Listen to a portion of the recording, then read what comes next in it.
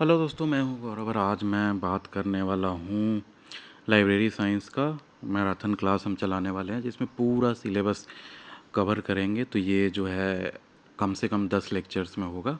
तो आप हमारे साथ जुड़े रहिए, चैनल को ज़रूर सब्सक्राइब कीजिए, प्रेप हारमनी LIS जो है उसको। और उसके बाद तो चलिए शुरू करते हैं। ये लेक्चर 1 होगा। हम इसमें अप्रॉक्सीमेटली 170 क्वेश्चन के आसपास डिस्कस करेंगे और उसका एक्सप्लेनेशन भी डिस्कस करेंगे। तो अगर आप लाइब्रेरी साइंस से किसी भी तरह जुड़े हैं, पढ़ाते हैं, स्टूडेंट हैं, तो हमारे ये चैनल को ज़रूर सब्सक्राइब कीजिए, क्योंकि लाइब्रेरी साइंस का बहुत कम चैनल्स है और हम चाहते हैं ये कम्युनिटी बढ़ती रहे। तो चलिए बिना वक्त ख़त्म किए शुरू करते हैं। तो ये जो लेक्चर्स है, आपको जितने लाइब्रेरी साइंस के जो ये हैं, लाइब्रेरी साइंस के जितने भी एग्ज़ाम होता है, जैसे UGC नेट हो गया, फिर आपको DSSB का एग्ज़ाम होता है, फिर और भी जैसे बिहार लाइब्रेरियन का होने वाला है, तो ये सब जितने भी एग्ज़ाम्स हैं आपको सब में फ़ायदा करेंगे। तो चलिए शुरू करते हैं। First question is the word catalogue is derived from which word. तो कैटलॉग जो है ये वैसे तो मतलब ग्रीक लेटर से आता है। तो कैटा प्लस लॉगोस, ये जो है आंसर बी जो है, सॉरी ये लोगस है, तो आंसर ए जो है तो ये आपका हो जाएगा। कैटलॉग जो है सो यहाँ से आया है। ठीक है जी, चलिए इसको मिटा ही देते हैं। हाँ जी। तो अब नेक्स्ट क्वेश्चन पे चलते हैं। नेक्स्ट क्वेश्चन इज तो ये कैटा प्लस लॉगोस हो गया। अब हम्म, तो चलिए एक्सप्लेनेशन देख लेते हैं। The term catalogue originate from the Greek language, जैसे मैंने बताया, कंबाइनिंग कैटा, कैटा का मीनिंग होता है मीनिंग डाउन और according to, and logos means word. तो समझ गए। तो यही कैटलॉग, कैटलॉग आपको जैसे पढ़े होंगे, जैसे कैटलॉगिंग एंड क्लासिफिकेशन जो होता है लाइब्रेरी में, तो ये क्या होता है, जब मोस्टली जो है कैटलॉग कार्ड्स बनाया जाता है, जिससे जो है जो उसका एक तरह से समरी आप कह सकते हो कि आपको बुक का रहता है वो। तो this etymology dating back to the ancient Greek practices of listing manuscripts.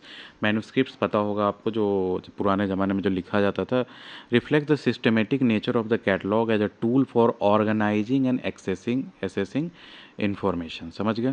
The repetition of a and the cata plus logos in the option suggested typographic error, but a, हाँ तो वही समझ गया। The word catalogue derived from which language.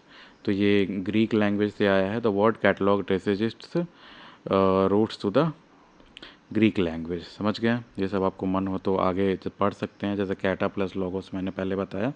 Ancient Greek library to describe list of scrolls और books. समझ गए। तो पुराने ज़माने में कैसा होता था, इंडिया में भी आपने पढ़ा होगा, जैसे भोजपत्र वगैरह पे लिखा जाता था, तो वही जो है, हाँ, तो ग्रीक में भी वैसे ही जो है सो मतलब कैटलॉग जैसे अभी कार्ड्स बनता है, तो वैसे ही जो है स्क्रॉल्स और बुक्स जो हुआ करता था उस समय ऐसा बनाया जाता था। अब देखो, तो ग्रीक लैंग्वेज से आता है, ये याद करना। और क्या होता था इसमें, क्या याद करना है आपको, कैटा प्लस लोगोस। तो ये कैटलॉग को ऐसे होता है। ठीक है जी। अब व्हाट इज की और टूल टू लाइब्रेरी कलेक्शन। तो इसमें लाइब्रेरी कैटलॉग, लाइब्रेरी कैटलॉग को जो है लाइब्रेरी कलेक्शन का की कहते हैं। क्यों? क्योंकि देखो, की किसको कहते हैं, की का हिंदी में जैसे कुंजी होता है, तो कैटलॉग कार्ड्स जैसे बनता है, आपने मतलब BLIS वगैरह किया होगा तो उसमें जैसे देखा होगा, इस टाइप से बनता है, जो SSN नंबर मतलब कॉल नंबर, ये सब टाइटल वगैरह ये सब लिखा जाता है, कितना पेजेज है, मतलब कौन सा ऑथर है, ये सब। तो ये सब क्या हुआ, तो आपको ये दिखाता है कि लाइब्रेरी कैटलॉग जो है तो एक तरह से की है फॉर एसेसिंग लाइब्रेरी कलेक्शन। तो अब जैसे ये सारा डिजिटाइज हो गया है, जैसे मार्क 21 वगैरह आपने सुना होगा जो है, तो अब कैटलॉग कार्ड्स नहीं बनते हैं, लेकिन हो सकता है मे बी पुराने लाइब्रेरीज में अभी भी कैटलॉग कार्ड्स होंगे। तो देखो, द एक्सप्लेनेशन मैंने इसलिए ऐड कर दिया है कि किसी को अगर और ज़्यादा डिटेल में पढ़ना हो, या फिर आप अगर पढ़ाते हैं स्टूडेंट्स को, तो ये सब आपको हेल्पफुल होगा। तो the library catalogue serves as the key और essential tool for assessing library collection, providing a structured inventory to all material, book, journals and digital resources. तो ये बुक्स, जर्नल्स, डिजिटल रिसोर्सेज सबका कैटलॉग बनता है। जैसे maps वगैरह जो आपके अगर लाइब्रेरी में है, तो वो सब तक का कैटलॉग बनता है। Available within the library, it offers access point such as author, title, subject, call number, enabling users to locate items effectively. This concept is rooted in Charles Ammi's Cutter's, जिसको आप सुने होंगे CA cutter, CA cutters का जो आप सुने होंगे, 1876 objectives for a catalogue which emphasises findings and identifying library holdings. समझ गए? तो लाइब्रेरी होल्डिंग मतलब लाइब्रेरी में जितने बुक्स वगैरह है सबका कार्ड्स होता है। देखिए पुराने ज़माने में ऐसा होता था कि एक जैसे बॉक्स रहता था। अब बॉक्स में जो है आपका मान लो कि एक जैसे अलमीरा या कुछ भी जहाँ भी बुक्स रखा है उसका कैटलॉग कार्ड बना के ऐसे ऐसे करके, और उसमें देखे होंगे जैसे छेद रहता था कैटलॉग कार्ड में, तो वो सारा एक साथ रखा रहता था जिसमें आप जो है देख सकते थे कि कौन सा बुक कहाँ पे है। ठीक है जी।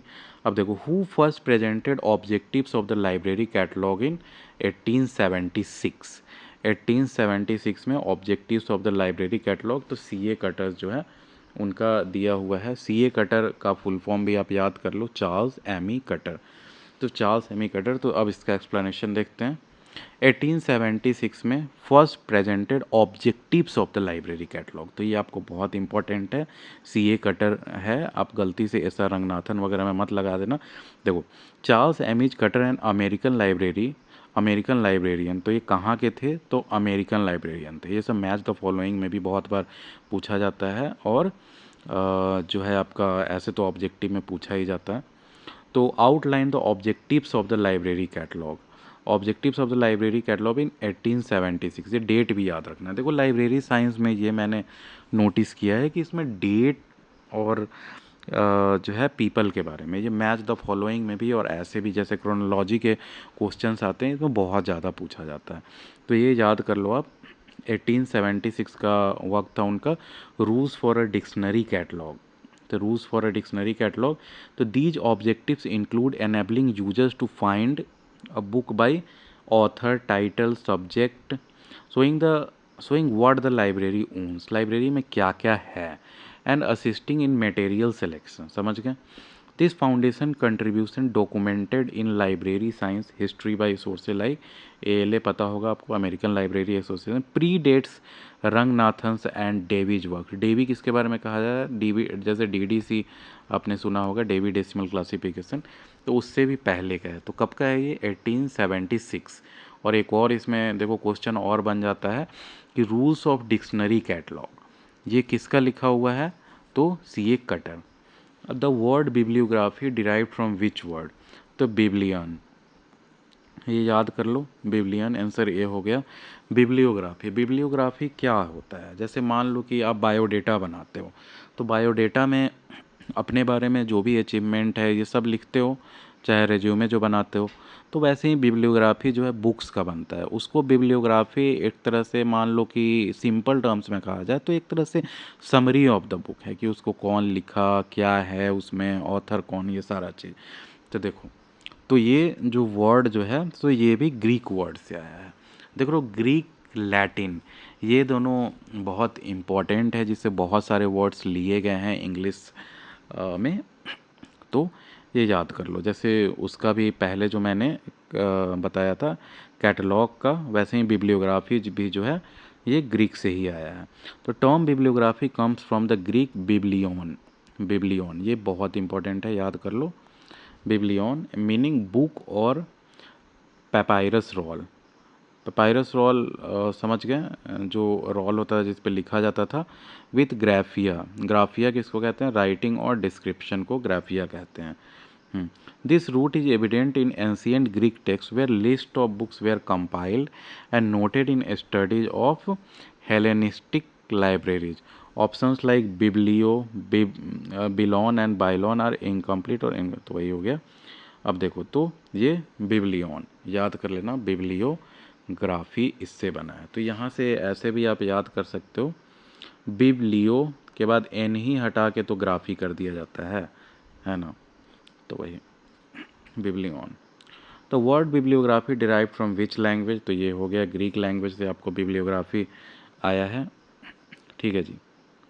तो देख लो, the word bibliography originate from Greek with biblion book and graphia, ये हमने बता दिया, and Greek scholarship, while later adopted and adapted the bibliographia the primary सोच ग्रीक एज डॉक्यूमेंटेड। ठीक है जी।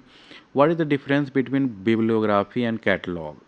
तो देखो ये बहुत इंपॉर्टेंट है, लोग नहीं समझ पाते हैं क्योंकि कैटलॉग में भी उसी टाइप का डिस्क्रिप्शन लिखा रहता है और बिब्लियोग्राफी में भी आपको एक तरह से डिस्क्रिप्शन ही रहता है। तो क्या डिफरेंस है?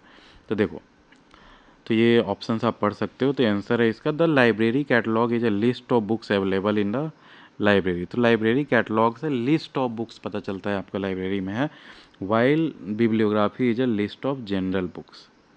देखो, a library catalog is a specific localized tool listing all materials held by a particular library organized for user access with details like call numbers. In contrast, a bibliography is a broader compilation of books and resources on a specific subject or by an author not limited to one library holding. देखो, जैसे आपने पढ़ा होगा कि bibliographic records, तो bibliographic record जैसे होता है नेशनल बिब्लियोग्राफिक रिकॉर्ड, पढ़ा होगा ना आपने, जो दिल्ली से इशू होता है, जैसे नेशनल बिब्लियोग्राफिक रिकॉर्ड्स। तो ये सब क्या है कि आपका पूरे देश में जितना बुक वगैरह छप रहा है वो सारे का डिस्क्रिप्शन। जबकि कैटलॉग क्या हुआ? कैटलॉग हो गया कि आपके एक लाइब्रेरी में जो है कितना बुक्स है, तो वो सब का रिकॉर्ड। समझ गए? This distinction is fundamental in library science as outlined in ISO 5127 information and documentation. ये भी आप याद कर सकते हो, ISO 5127 जैसे ISO 2709 इस टाइप का ये रहता है। In which year the first publication of the British Museum code was publish? तो 1841 में ब्रिटिश म्यूजियम कोड ये पब्लिश हुआ था। ब्रिटिश म्यूजियम कोड 1851 में पब्लिश हुआ था। ठीक है जी। चलिए इसको पेंसिल को थोड़ा पतला कर लेते हैं। तो 1841 में, अब इसका एक्सप्लेनेशन देख लेते हैं। The British Museum catalogue code developed by Anthony Panizzi. देख लो, ये भी याद कर लो कि ब्रिटिश म्यूजियम कैटलॉग कोड जो है सो कौन डेवलप किया? तो एंथोनी पेनिजी, AP याद कर सकते हो अब, एंथोनी पेनिजी। अब इसको ऐसे अगर याद करना है आपको, ब्रिटिश म्यूजियम कैटलॉग कोड, तो इसको कैसे याद करोगे कि एंथोनी पेनिजी? तो आप बाप याद कर लो, BAP। तो ब्रिटिश, बी से याद कर लो, ब्रिटिश म्यूजियम का कैटलॉग कोड होगा और एंथोनी पेनिजी, तो ऐसे आप याद कर सकते हो। तो ये 1851 में ड्राफ्ट हुआ था, was first drafted as 91 rules in 1841, marking the initial formulation of his pioneering cataloging standard। तो ये एंथोनी पेनिजी जो हैं 1841 में जो है सो 91 रूल्स ड्राफ्ट किए, जिससे जो है ब्रिटिश म्यूजियम कैटलॉग कोड, देखो यहीं से जो है ना लाइब्रेरी वगैरह का भी सिस्टम शुरू हुआ। अब देखो, मतलब लाइब्रेरी के कैटलॉगिंग रूल्स वगैरह ये सब कह सकते हो। देखो, कोई भी जो सिस्टम फाइनल जो ड्राफ्ट होता है, फाइनल जो बनता है, उसके रूट्स जो हैं बहुत जगह से आए रहते हैं। जैसे मैंने पहले एक्सप्लेन किया कि जैसे कैटलॉग का देख लो, बिब्लियोग्राफी का देख लो। जैसे कैटलॉग का क्या था, जैसे वही मतलब कैट प्लस लोगस जो था, और जैसे बिब्लियोग्राफी का भी क्या था, बिब्लियोस करके जो था, ये सब ग्रीक लेटर से आया। तो आप सोच रहे हो कहाँ तक बिब्लियोग्राफी कहाँ हुआ, कैटलॉग कहाँ हुआ, ग्रीक लेटर्स कहाँ रह गया? तो वैसे ही जो है ये सब जो रूल्स जो हैं आपके, कैटलॉगिंग रूल्स हो गए, ACR2 रूल्स हो गए, ये सब के रूट्स जो है सो बहुत हिस्टोरिकल रूट्स है। तो वो 1841 में जैसे एंथोनी पेनिजी जो थे, वो ब्रिटिश म्यूजियम के ये कैटलॉगिंग कोड डिज़ाइन किए हैं, जिससे वहाँ के जितने भी डॉक्यूमेंट्स हो गए, फिर जो भी आप ऐसे भी कह सकते हो, ब्रिटिश लाइफ जो है, जब म्यूजियम क्या है, वो जब लूटेड थिंग्स ही है पूरे वर्ल्ड से मानो तो वो सब को भी जो डिज़ाइन करना है, रखना है, तो उसको रखना तो पड़ेगा ना, कि जो है कौन कहाँ से लूट किया गया, कौन जो है कौन से सिविलाइजेशन का है। जैसे यहाँ से कोई जो मूर्ति चुरा के ये ले गए, कुछ अफ्रीका से ले गए, कुछ इधर से साउथ एशिया से, साउथ ईस्ट एशिया से, सब जगह से ये लोग लूटे हैं। तो सबका एक तरह से डिस्क्रिप्शन जो तैयार किया जाएगा, तो वो कैटलॉग ही जब बनेगा ना उसका भी, तो वो कैटलॉग जो बना, तो उसके लिए 91 रूल्स बनाए उन्होंने, एंथोनी पेनिजी ने। तो 1841 में। देखो, तो ये कैटलॉगिंग स्टैंडर्ड्स को पायनियर किए। These rules were implemented to organise the British museum's collection and were later publish in a refined form in 1861। The image mark. तो ये 1841 जो है ना, सो ये ओरिजिनल ड्राफ्टिंग ईयर था, और पब्लिशिंग ईयर कोई पूछे तो वो 1861 होगा। अब देखो, British Museum code was developed by, तो हमने अभी बताया एंथोनी पेनिजी। कितना में? 1841 में। कितने रूल्स थे? 91 रूल्स थे। और उसके बाद पब्लिश कब किया गया फाइनल? तो 1861 में, 20 साल बाद। अब देखो, published in 1861 established early cataloging standards emphasizing author and title entries. This work, detailed in historical accounts by A.H. Chaplin, influenced modern cataloging practices. जैसे मैंने बताया कि सबका हिस्टोरिकल कंटेक्स्ट रहता है जहाँ से आया रहता है। अब देखो, एस आर रंगनाथन, वो हाँ, what was the total number of rules for cataloguing in the British Museum code? इसको भूल जाओ, पता नहीं क्यों टाइप हो गया है। What was the total number of rules? तो अभी मैंने बताया जैसे 91 रूल्स थे। The British museum cataloguing code authored by Anthony Panigi contains 91 rules are as finalized in 1841 and published in 1861. समझ गए? These rules provided a systematic approach to cataloging focusing on user access and consistency. Ranganathan's reference to this code in his work such as classified catalog code CCC, जो आपने सुना होगा, classified catalogue code, तो ये सब जो है वहाँ से इंस्पायर्ड है। Such as the classified catalogue highlights is historical significance with the number 91 being a well documented fact. समझ गए?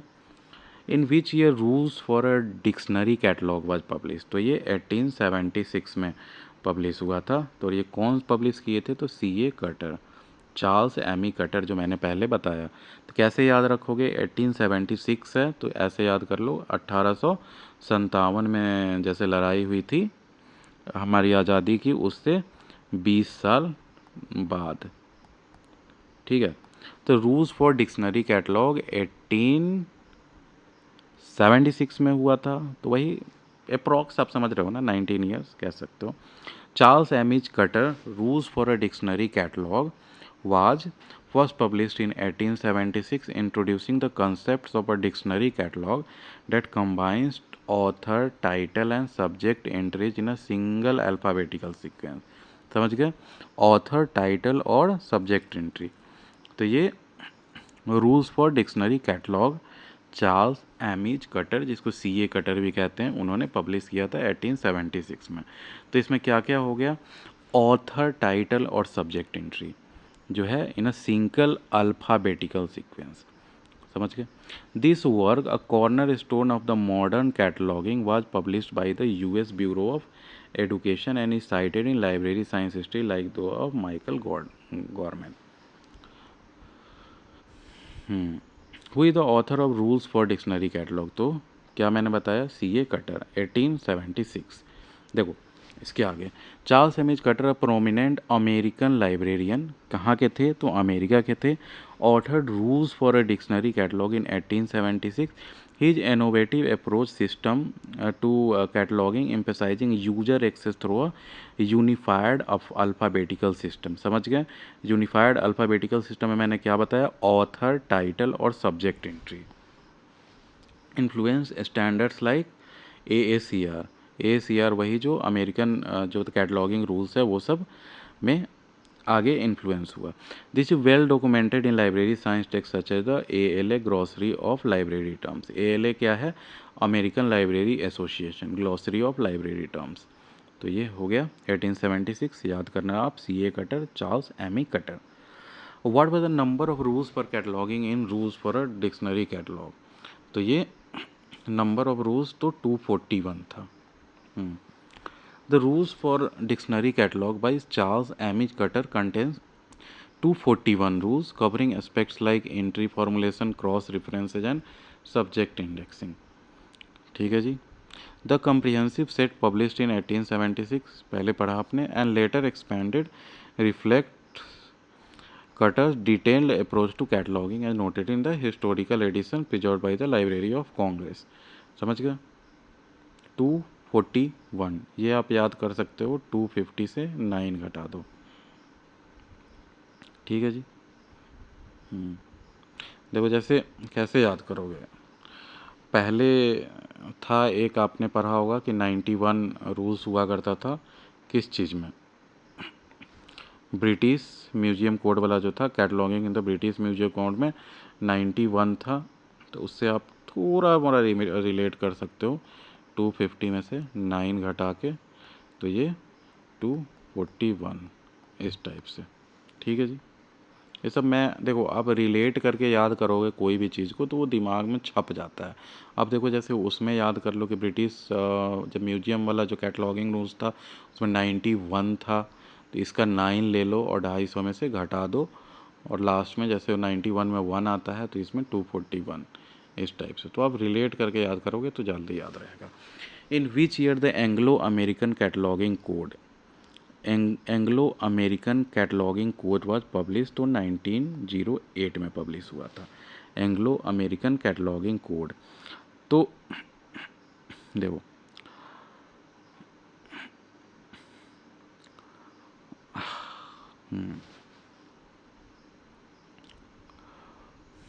तो 1908 हो गया। However, this conflicts with the standard library science history where the Anglo-American cataloging rules जो AACR हो गया, AACR 2 जैसे पढ़े हो गए आप, were the first published in 1941 with precursors like the 1908 cataloging rules, author and title entries by the American Library Association being an early collaborative force. The 1908 date likely refers to this precursor code was a significant step toward the 1941 AACR। देखो अब क्या है, Anglo American cataloguing code, तो ये originally जो publish हुआ था 1908 में पब्लिश हुआ था। देखो ऐसे याद कर लो, एंग्लो अमेरिकन कैटलॉगिंग कोड, जब कैटलॉगिंग कोड पूछा जाए ना तो ये 1908 में हुआ था, और इसी को जो है ना AACR जो कहते हैं, AACR तो एंग्लो अमेरिकन कैटलॉगिंग रूल्स, तो कैटलॉगिंग रूल्स जो है ना वो 1941 में पब्लिश हुआ था, इससे इंस्पायर होके। तो आप देख लेना कि कैटलॉगिंग कोड पूछ रहा है कि कैटलॉगिंग रूल्स पूछ रहा है। आप ऐसे याद कर लो, कैटलॉगिंग कोड जो हुआ और कैटलॉगिंग रूल्स, तो कैटलॉगिंग C के बाद R आता है, तो ये 1908 में था, ये जो था सो कितना CR वाला 1941 में था, ठीक है जी। तो ये सब आप रिलेट करके रखो तो याद रहेगा। अब देखो, in which year the Anglo American cataloguing rules 1, ये याद रखो 1 है, तो ये 1967 में पब्लिश हुआ था। The Anglo American cataloguing rules 1 was published in 1967, याद रख लो, marking the first official edition of this standardize cataloguing code, edited by C Sumner ने इसे पब्लिश किया था। C समनर याद कर लो, spelling C Sumner spelling, CSS ऐसे याद, C समनर स्पेल्डिंग CSS याद कर लो, 1967 से। तो AACR 1 क्या है, एंग्लो अमेरिकन कैटलॉगिंग रूल्स 1 जो है सो फाइनल पब्लिश हुआ था 1967 में। देखो पब्लिश्ड बाय द ALA जो है अमेरिकन लाइब्रेरी एसोसिएशन ने पब्लिश किया था। This edition followed by Paris principle rules of 1961 and unified North American and British cataloguing practice. 1967 publication is recognized at AACR 1 in library science literature including ALA archives, IFLA records, etc.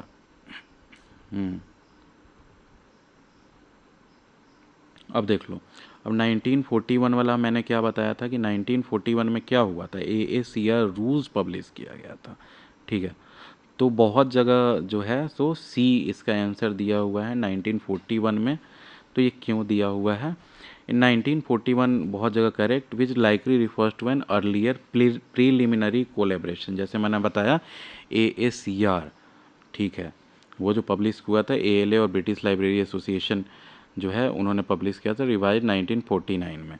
However this हाँ देख लो, तो वही है, समझ गए। तो इसमें दो तीन चीज़ हो गया, जैसे आपको 1908 में जो था सो कोड पब्लिश किया गया, एंग्लो अमेरिकन कैटलॉगिंग कोड। फिर 1941 में जो है Anglo American cataloguing rules publish हुआ, और फिर वो जो फाइनलाइज किया गया वो 1967 में AACR 1 पब्लिश किया गया।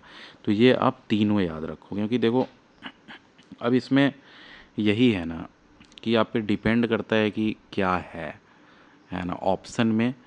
और as cataloguing Anglo American cataloguing code लिखा है कि एंग्लो अमेरिकन कैटलॉगिंग रूल्स लिखा है कि Anglo American cataloguing rules AACR 1 लिखा है। ये अगर पूछा जाए तो आप 1908 कर दो, ये अगर पूछा जाए तो 1941 कर दो, ये अगर पूछा जाए तो 1967 कर दो, और इसी अनुसार ऑप्शन से भी आप देख लेना, है ना। Anglo American cataloguing rules AACR 1 is the result of which conference. तो देखो, तो ये international conference on cataloguing principles जो हुआ था, ये कब हुआ था? ये 1961 में पेरिस में हुआ था। देखो तो AACR 1 was influenced by the International Conference on Cataloging Principles ICCP held in Paris in 1961. Though its initial development predates this, ये जैसे मैंने बताया था, ये जैसे मैंने तीनों एक्सप्लेन किया, 1908, 1941 और 1967। तो वही कह रहा है, the ICCP refined cataloging principles that shaped later revisions of AACR, but the 1941 edition was the product of earlier Anglo collaboration। समझ गए? ISBN is the result of which conference? ISBN आपको पता होगा क्या होता है, international standard book number. ISBN होता है इंटरनेशनल स्टैंडर्ड बुक नंबर, ठीक है जी। तो ISBN is the result of with conference, तो international meeting of cataloguing experts, ये क्या था? International conference on cataloguing principles, ठीक है। AACR 1 जो है, तो ऐसे आप याद कर लोगे कि प्रिंसिपल्स पे बेस्ड होगा ना, एंग्लो अमेरिकन कैटलॉगिंग रूल्स किसी प्रिंसिपल पे बेस्ड होगा, मैं ये याद करने के लिए बता रहा हूँ। तो AACR 1 में आपका प्रिंसिपल्स वाला आता है ICCP, और इस पे SBN जो है IMC, international meeting of cataloguing experts, IMCE, ये आप याद रख लो। ISBN जो है सो IMCE, और वो जो था वो आपको प्रिंसिपल्स वाला था, AACR जो है प्रिंसिपल्स।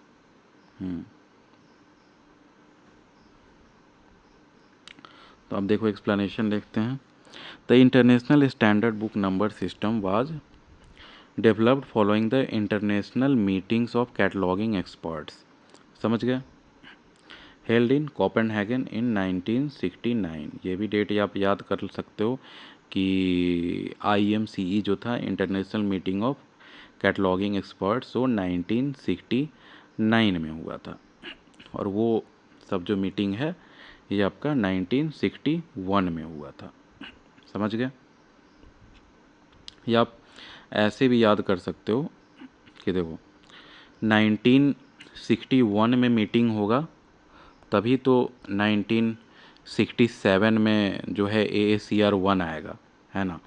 अब ये ICCP, अब ये ISBN वाला जो है, ये ISBN international standard book number जो है, ये मीटिंग जो है सो 1969 में हुआ, इसके बाद, ठीक है जी। The conference organize by the IFLA जो है, कॉन्फ्रेंस ऑर्गेनाइज किया था कहाँ हुआ था? कोपेनहेगन में 1969 में, international meeting of cataloguing experts. मैं बार बार इसलिए बता रहा हूँ कि आपको याद हो जाए। हाँ, नीड, हाँ, ऑर्गेनाइज बाई IFLA। कौन ऑर्गेनाइज किया था? तो IFLA ऑर्गेनाइज किया था। The need for global book identification system. समझ रहे हो ना, ग्लोबली जो है हर जगह का, अगर सारे देश अपना अपना अलग अलग आइडेंटिफिकेशन सिस्टम बुक्स का बना लेते हैं तो कैसे होगा? तो इसीलिए जो है ये अलग अपना सबको साथ जो है सेम रूल्स बनाया जाए कैटलॉगिंग का, इसलिए किया गया था ISBN के लिए मीटिंग कोपेनहेगन 1969 में। और इंटरनेशनल स्टैंडर्ड बुक नंबर जो है international meeting of cataloguing experts द्वारा। ठीक है, अब देखो, leading to the ISBN implementation in 1970 and formal publication in 1974 as documented by the International ISBN Agency। In which year the international meeting of cataloguing experts Copenhagen. तो ये 1969, जैसे मैंने बता दिया। तो इंटरनेशनल मीटिंग तो कौन कराया था? Under the auspicious IFLA। ये सब याद रखो आप, ये इंपॉर्टेंट है कि मीटिंग कौन कराया। तो मीटिंग जो है सो IFLA द्वारा करवाया गया था। ठीक है जी, हाँ। What is the thickness in centimetre of the library catalogue? तो ये होता है 0.75 सेंटीमीटर।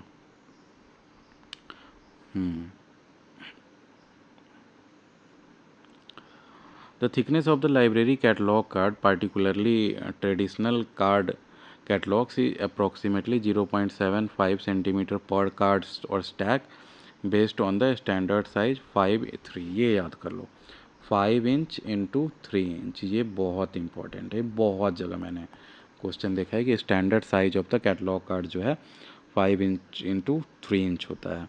और अगर इसको सेंटीमीटर में कन्वर्ट करोगे तो 12.7 centimetre into 7.6 centimetre. And typical कर this measurement account for the cards physical dimensions and fill and filing density as standardize by the library equipment manufacturer. ये सब वही हो गया। अब देखो, which form of library catalogue is called real time interactive retrieval system? तो OPAC. तो OPAC क्या है? तो ये देखो, ओपैक है बेसिकली ऑनलाइन जो पब्लिश रहता है ना कैटलॉग्स, उसको ओपैक कहते हैं। तो देखो, तो क्वेश्चन क्या है? विच form of the library catalogue is called real time interactive retrieval system. अभी ये ऐसे याद कर लो कि कैसे आप क्वेश्चन में कैसे टिक लगाओगे। देखो, तो रियल टाइम अगर है कोई भी रियल टाइम पूरे वर्ल्ड में, तो ये कैसे होगा? तो ये इंटरनेट के थ्रू ही होता है, तभी तो रियल टाइम आपको डेटा मिलेगा। और क्या होगा? ये ऑनलाइन होगा, है ना, तभी तो रियल टाइम इंटरैक्टिव रिट्रीवल होगा। तो रियल टाइम इंटरैक्टिव रिट्रीवल को कैसे लिखोगे? तो ये दोनों आपके ध्यान में रहना चाहिए, तो आप टिक लगा सकते हो ओपैक में। ठीक है जी, क्योंकि अब देखो ओपैक का फुल फॉर्म क्या है? तो online public access catalogue. OPAC is a real time interactive retrieval system allowing users to search library holdings via an online interface। तो ओपैक का फुल फॉर्म आप याद कर लिए, online public access catalogue. Online public access catalogue, ठीक है जी, ये real time होता है। फिर से याद कर लो, ऑनलाइन पब्लिक एक्सेस कैटलॉग। तो ये आप देख सकते हो ऑनलाइन है, तो ये ऑटोमेटिकली इंटरनेट के थ्रू होगा, है ना। और जो पब्लिक एक्सेस है, क्योंकि जनरल पब्लिक के लिए है, is a real time interactive retrieval system allowing users to search library holding via an online interface with immediate update. Introduce in the 1980s with the library automation, OPAC replaced card catalogs, offering dynamic access, MARC and RFID।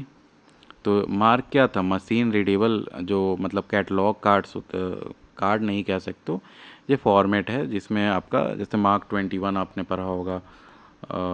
तो ये सब format है जिसमें जो है online store किया जाता है कैटलॉग, समझ गए। तो ये डायनेमिक एक्सेस करता है। और मार्क और RFID तो आपको पता ही होगा, जो RFID टैग्स लगाया जाता है। फॉर्मेशन टेक्नोलॉजी नॉट रिट्रीवेबल हो गया। In which year the international conference on cataloguing principle. अब देखो कैटलॉगिंग प्रिंसिपल्स, तो ये याद आ रहा है आपको कैटलॉगिंग प्रिंसिपल्स का मैंने क्या बताया था कि 1961 में हुआ था, है ना। तो इंटरनेशनल, और कौन ऑर्गेनाइज किया था आपको याद होगा, मैंने पहले बताया था IFLA। तो international conference on cataloguing principles ICCP was held in Paris in 1961, organized by the IFLA. This conference established cataloguing principles, और वही जो है 1961 में होके जो है AACR जैसे हुआ ना, तो AACR 1 जो है प्रिंसिपल्स जब बन गया तो ये 1967 में रूल्स पब्लिक हो गया था। This conference establish cataloguing principles that influenced AACR and other standards with proceedings published by the IFLA, marking a key moment in global bibliography control. अब देखो, in which year the ISBN M was developed in. देखो ISBN क्या हो गया, जैसे मैंने बताया था इंटरनेशनल स्टैंडर्ड बुक नंबर, तो ये 1971 में जो है हुआ था, जिसको पब्लिश कर दिया गया 1974 में। तो ये ऐसे याद कर सकते हो आप, इंटरनेशनल स्टैंडर्ड बुक नंबर। तो इसमें बुक, B फॉर बुक और B फॉर बांग्लादेश, मैं याद करने के लिए बता रहा हूँ। जैसे 1971 में क्या हुआ था, बांग्लादेश को अलग करवा दिया था हमने, तो वैसे ही ISBN जो है उस समय international standard book number, book B for book, B for Bangladesh, तो 1971 आप वैसे याद कर सकते हो। और जो है 3 साल बाद जो है वो पब्लिश कर दिया गया था 1974 में। तो देखो, ISBN international standard book number for monographs was developed by in 1971 with its official standard published in 1974 by the International Organization for Standardization। ISO आपने सुना होगा, क्या है ISO का full form? International organisation for standardisation. तो ये ISO 2108, तो ये क्या पब्लिश किया, इंटरनेशनल स्टैंडर्ड बुक नंबर, ठीक है, ISO 2108। This followed by the 1969 IMCE with implementation beginning 1970 as recorded by the International ISBN Agency। तो ये याद कर लो बस, 1971 published in 1974 ISBN international standard book number, ठीक है जी। तो वो एक क्वेश्चन आप पढ़ोगे, उसका एक्सप्लेनेशन पढ़ोगे, तो उससे 2-3 क्वेश्चन आपको और क्लियर हो जाएगा, ठीक है जी। जैसे मान लो CA कटर के बारे में मैंने बताया, अब उसका फुल फॉर्म आप जान लिए अगर, चार्ल्स एमी कटर, तो वो भी तो आपको मतलब किसी क्वेश्चन में पता चला चार्ल्स एमी कटर दिया हुआ है और आपको चार्ल्स एमी कटर पता ही नहीं है, CA कटर आपने याद रखा है, तो ये सब एक्सप्लेनेशन से आपको ज़्यादा फायदा होगा। अब देखो, ISBN G, the data elements of the documents have been divided into how many area. देखो ये समझ गए ना, international standard book number M मतलब क्या हुआ, M मतलब मैन्युस्क्रिप्ट्स हुआ, ठीक है। अब ISBN G हुआ, G क्या हुआ, ये G जो है सो जनरल फॉर्मेट बताता है कि जनरलाइज कर दिया गया उस चीज़ को। G, the data elements of the documents have been divided into how many areas, तो 8 एरियाज। तो ISBN general format divide data elements into 8 areas. 8 areas क्या क्या है, जैसे ग्रुप आइडेंटिफायर हो गया, country religion, publisher prefix, title identifier, check digits and others, language edition etcetera. This structure defined the ISO 2108। हाँ, जो 2108 जैसे मैंने बताया था ना, ISBN जो M था, M फॉर मैन्युस्क्रिप्ट जो हुआ करता था, तो ये क्या हुआ था 1971 में, 3 साल बाद पब्लिश हुआ 1974 में। तो ये जैसे है, तो ये कौन सा था, ISO 2108, तो वही ये भी है। This structure defined by the ISO 2108 ensures uniqueness and is detailed in ISBN users manual supporting global book identification, ठीक है जी। 8 एरियाज में याद कर लो, 8 एरियाज में। अब the foundation of AACR2 is ISBN G। अब देखो AACR2 क्या हुआ, ये हो गया एंग्लो अमेरिकन कैटलॉगिंग रूल्स 2। तो ये जो है सो 1978 में पब्लिश हुआ था AACR2 जो है। तो ये इस फाउंडेशन क्या हुआ इसका, तो ISBN G। पहले जो था ISBN क्या था, M था, वो मैन्युस्क्रिप्ट्स वाला था। देखो ISBN M जो था ये मैन्युस्क्रिप्ट 1971 में हुआ था, समझ गए। अब जो है वही, अब ISBN जो जनरल वाला हुआ वो कब पब्लिश हुआ, तो 1970, रुको, हाँ जनरल वाला जो था इसका डेट मैंने लिखा तो है, हाँ ISBN ये 1974 वाला हो गया। ISBN G जो है सो आपको, चलो कोई बात नहीं, आप चेक कर लेना अगर कहीं पे मिलता है डेट तो कोई बात नहीं। The second edition of the Anglo American cataloguing rules AACR2 published in 1978 is founded on the general ISBN structure, जिसको ISBN G कहते हैं, which provides standardise identification system. समझ गए, ये सबके लिए जनरलाइज कर दिया गया। पहले जैसे मैन्युस्क्रिप्ट्स के लिए लाया गया, उसके आधार पे AACR1 हुआ, फिर जो जनरलाइज किया गया उसके आधार पे AACR2 हो गया, है ना। This integration detailed in AACR2 revision enhances bibliographic control across formats and noted in JC documentation। समझ गए। इन विच ईयर, हाँ तो AACR2 पब्लिश हुआ था 1978 में। AACR2 was first published in 1978 by the ALA, क्या है ALA, अमेरिकन लाइब्रेरी एसोसिएशन। तो AACR2 was first published in 1978 by the ALA, the Library of Congress and the British Library। Library of Congress कहाँ का है, तो वो अमेरिका में है लाइब्रेरी ऑफ कांग्रेस, और ब्रिटिश लाइब्रेरी समझ ही गए हुए कि ब्रिटेन में है, ठीक है जी। तो AACR2 was first published in 1978 by the ALA, the Library of Congress and the British Library building on AACR1। तो वही AACR1 हुआ, उसी के आधार पे जो है AACR2 किया गया।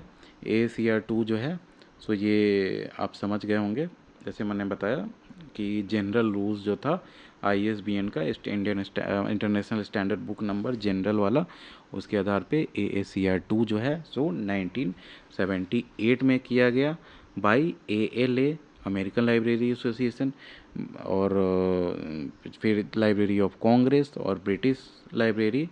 तो ये देखो, तो ये आप सोचे हुए कि यही तीनों का क्यों नाम है, बाकी लोग कहाँ थे, इंडिया वाले कहाँ थे। तो इंडिया तो उस समय गुलाम था, तो उस समय जो मेन सुपर पावर्स हुआ करते थे वही लोग डिटरमिन करते थे, ठीक है, स्ट्रक्चराइज करने में, क्योंकि उन्हें लगता था कि दे ओन दी अर्थ एंड एक वाइट मैन्स बर्डन तो पता ही होगा आपको। This edition addressed new media and international standards with updates documented in the 1978 publication records, marking a significant evolution in cataloguing. तो AACR2 ये बहुत इंपॉर्टेंट है, आप याद कर लो 1978। अब in which year the revised edition of AACR2 was publish. तो रिवाइज एडिशन जो है सो ये पब्लिश हुआ था 1988 में, जैसे 1978 से याद कर लो प्लस 10 ईयर्स, तो 1988 में पब्लिश हो गया AACR2 एंड 2002 में भी इसको अपडेट किया जाता है रूल्स को। जैसे जैसे मान लो कि जैसे कैटलॉगिंग रूल्स है तो क्यों अपडेट किया जाता है, तो ये देखो जैसे पहले क्या था कैटलॉगिंग रूल्स, कैटलॉग पहले है क्या ये तो आप समझ गए। जैसे मैंने जैसे एक्सप्लेन किया था कैटा और लोगस, जैसे लोगोस जो था LOGOS इससे बना है, ग्रीक लेटर्स था, ये बिब्लियोग्राफी भी आपको याद होगा बिब्लियोस। तो ये सब जो है ग्रीक लेटर्स था। तो ये क्या कर रहा है, तो ये सब जो है आपके लाइब्रेरी में जितने डॉक्यूमेंट्स या रिसोर्सेज हैं वो सबको जो है आपका एक तरह से ऑर्गेनाइज किया जा रहा है कि बाद में जो है सर्च करने में इजी हो, है ना। तो अब इसमें क्या होता है कि पहले मान लो कि जैसे बुक्स ही थे, है ना, तो जैसे बुक्स के लिए आपने रूल्स बना दिया। फिर जैसे मान लो कि मीडिया आ गया, जैसे जैसे टेक्नोलॉजी बढ़ा, मीडिया में क्या आ गया, जैसे फ्लॉपी डिस्क आ गया, सीडी आ गया, डीवीडी आ गया, है ना। तो ये सब आ गया, फिर इसके लिए रूल्स आपने चेंज किया। फिर मान लीजिए कि आपका और भी जैसे फ्यूचर में आता है आर्टिफिशियल जो होता है ना, एआर जो हो गया, आर्टिफिशियल रियलिटी हो गया, वीआर हो गया, वर्चुअल रियलिटी हो गया, एनिमेशंस हो गया, इस टाइप के मान लीजिए कि और भी चीज़ें इंट्रोड्यूस होती है जैसे जैसे टेक्नोलॉजी बढ़ता है, तो वो सब को भी तो लाइब्रेरी में कैटलॉग बनाना पड़ेगा ना। तो ये सब में बहुत चीज़ जो है मॉडिफाई भी होते रहते हैं, है ना, और उसको जो है थोड़ा मोड़ा चेंज भी किया जाता है कि जिससे जो है मॉडर्न जो भी आपके पास रिसोर्सेज वगैरह लाइब्रेरी में आ रहे हैं तो वो सबको जो है इंक्लूड किया जा सके। ठीक है, तो वही जो है 1978 में जैसे AACR 2 रूल्स हुआ था तो वो इंक्रीज करके जो है सॉरी मतलब मॉडिफाई जो है वो 1988 में और 2002 में हुआ, reflecting updates to accommodate new formats and align with the international standards. These revisions documented by the Joint Steering Committee prepared the transition to RDA with the 2002 edition being the last major update. तो last major update आपसे पूछा जाता है कि कब हुआ था AACR 2 rules में। AACR क्या है फिर से याद कर लो, एंग्लो अमेरिकन कैटलॉगिंग रूल्स। ठीक है जी, तो इसका लेटेस्ट जो है सो 2002 है। अब देखो इंडिया पे आते हैं, क्लासिफाइड कैटलॉगिंग कोड्स CCC, ये कौन से दिए हुए हैं तो SR रंगनाथन। ये वेरी वेरी इंपॉर्टेंट क्वेश्चन है। Classified catalogue code SR Ranganathan द्वारा दिया गया है, और ये कब दिया गया था याद कर लो, 1934 में। चलो एक्सप्लेनेशन पढ़ लेते हैं क्लासिफाइड कैटलॉग कोड का। तो SR Ranganathan an Indian librarian and mathematician authored the classified catalog code CCC, first published in 1934. His work introduced a classified approach integrating his 5 law of library science. 5 law of library science जैसे आपने पढ़ा होगा ना, books are for use, every reader his her book, every book his its reader, library is a growing organization, और save the time of the reader, जैसे save the time of the reader ये जैसा fourth rule था, और library is a growing जैसे organism, तो ये जो था आपका ये फिफ्थ रूल था। तो ये सब जो रूल है उसके साथ जो है सो इंटीग्रेट करके जो है वो क्लासिफाइड कैटलॉग कोड जो है सो SR रंगनाथन जी जो है वो 1934 में बनाए थे। Revolutionizing subject access as detailed in publication by the Madras library. ये भी याद कर लेना कि जो है मद्रास लाइब्रेरी एसोसिएशन, मतलब मोस्ट ऑफ द जो बुक्स पब्लिश किए हैं ना SR रंगनाथन के जो बुक्स जो पब्लिश किया है ये मोस्टली मद्रास लाइब्रेरी एसोसिएशन इनके मतलब यहीं से किया गया पब्लिश, तो ये भी आपको कहीं ना कहीं काम आएगा। अब देखो what is the latest edition of CCC क्या है, क्लासिफाइड कैटलॉग कोड कौन दिया तो SR रंगनाथन। तो ये हाँ, तो लेटेस्ट एडिशन जो था तो वो देखो SR फर्स्ट पब्लिश जो हुआ था 1934 में हुआ था, ये याद कर लो।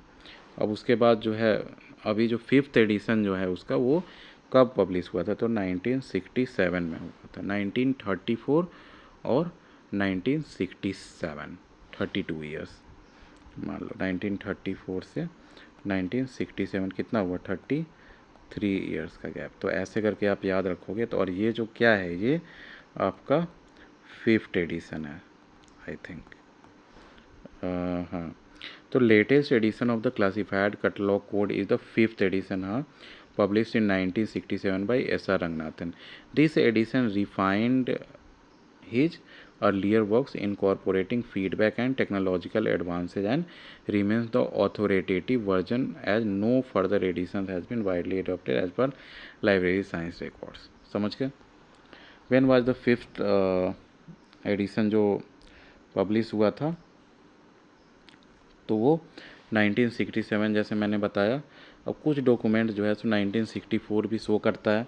द फिफ्थ एडिशन तो जो आपको हो तो जब मोस्टली ये जो है 1967 ही आप रखोगे। ठीक है जी। और फर्स्ट एडिशन पूछा जाए तो क्या था 1934। The fifth edition of the classified catalogue code CCC जो एस आर रंगनाथन द्वारा दिया गया था 1967, marking the cumulation of his cataloguing refinement. This edition issued by the Madras library association, मैंने बताया, addresses contemporary library needs and is documented in Ranganathan bibliography. ठीक है जी. तो ये 1967 आप याद कर लो. According to Ranganathan how many canons are cataloguing, तो ये आप याद कर लो, इम्पॉर्टेंट है ये बहुत. तो ये 9 कैनन्स ऑफ कैटलॉगिंग, तो 9 कैनन्स है. तो S R Ranganathan outline 9 cannons of cataloguing in is classified catalogue code CCC जो है क्लासिफाइड कैटलॉग, फिर से मैंने याद कराता हूँ, 1934 में दिए थे और फिफ्थ एडिशन जो है 1967 में 33 ईयर्स बाद हुआ था. कितने कैनन्स ऑफ इसमें क्लासिफिकेशन है, तो 9 कैनन्स ऑफ क्लासिफिकेशन है. तो ये सब याद कर लो रिलेट करके. तो S R Ranganathan outline 9 cannons of cataloguing in his classified catalogue code जो CCC था, including ascertainability, consistency, context, currency, permanence. These principles detailed in the 1934 and later editions provided a philosophical framework for cataloging as noted in the Prolegomena to Library Classification. ये उन्हीं का है. तो ये पूछा जाएगा अगर प्रोलेगोमेना टू लाइब्रेरी क्लासिफिकेशन किसका दिया हुआ है, तो एस आर रंगनाथन का है. अब देखो what is the standard size of library catalogue, तो 5:3 मैंने बताया, 12.7 सेंटीमीटर इंटू 7.6 सेंटीमीटर. और ये समझ गया छोड़ो. What is the standard size of library catalogue in centimetre, 12.5 into 7.5 सो गया. 1 इंच जो है सो 2.57 सेंटीमीटर है, याद कर लेना. When mark 1 was launched, mark 1 जो है, मार्क 1 क्या है, जो मशीन रीडेबल कैटलॉग होता है ना, उसको मार्क कहते हैं, मार्क. तो ये 1966 में, ये बहुत इम्पोर्टेंट है, 1966 में जो है मार्क 1 इंट्रोड्यूस किया गया था. तो ये कैसे आप याद कर लोगे, देखो ये ऐसे आप ऐसे कर सकते हो कि मार्क 1 जब भी होगा तो ये मशीन रीडेबल है, तो जब कंप्यूटर्स वगैरह का आविष्कार हुआ होगा उस आसपास होगा. तो अगर कोई आपको ऐसा ऑप्शन है कि 1930 1940, तो वो तो ऐसे ही हटा देना. तो अब 1966 आप ऐसे याद कर लो, मार्क 1. तो मार्क क्या है, द मशीन रीडेबल कैटलॉगिंग जो है format, specifically mark 1 was launch by the library of Congress. ये इम्पॉर्टेंट है, कौन लॉन्च किया था, तो लाइब्रेरी ऑफ कांग्रेस. तो लाइब्रेरी ऑफ कांग्रेस कहाँ है, तो US में है. अब कौन जो है, तो अंडर HA लीडरशिप, ऐसे याद कर लो, HA. ठीक है. अब HA कैसे याद कर लोगे, हेनरीटे एब्राम्स लीडरशिप. तो हेनरीटे एब्राम्स कैसे याद करोगे, तो देखो मार्क और E, तो जैसे MA है, MA मशीन रीडेबल वाला, तो वैसे ही HA ऐसे याद कर लो, MAHA और 66 जैसे ऐसे याद कर लो, MAHA 66. तो मशीन रीडेबल कैटलॉग फर्स्ट वाला जो होगा सो कोई HA नाम का किया होगा, क्योंकि आपको याद नहीं रहेगा एग्ज़ाम में, मुझे पता है. तो हेनरीटे एब्राहम जो है लीडरशिप लाइब्रेरी ऑफ कांग्रेस द्वारा इंट्रोड्यूस किया गया था. ऐसे भी याद कर सकते हो कि अमेरिका जो है सो हमेशा में कंप्यूटर्स में आविष्कार से लेकर सब चीज़ में आगे रहा है, तो ऑब्वियस सी बात है US में ही हुआ होगा ये. तो US में हुआ होगा तो लाइब्रेरी ऑफ कांग्रेस ऐसे याद कर सकते हो आप कि US में. और फिर जो कौन किया, तो MA, तो मशीन रीडेबल कैटलॉगिंग जो हो गया, तो वैसे ही HA जो हो गया हेनरीटे एब्राहम और 1966 में. तो the initiative mark the beginning of automated cataloguing, वही लाइब्रेरी ऑटोमेशन वगैरह जब शुरू हुआ तब. Cataloguing with the first record distributed in 1966 documented as LC's MARC history. LC क्या है, library of Congress MARC history. अब मार्क 2 कब हुआ,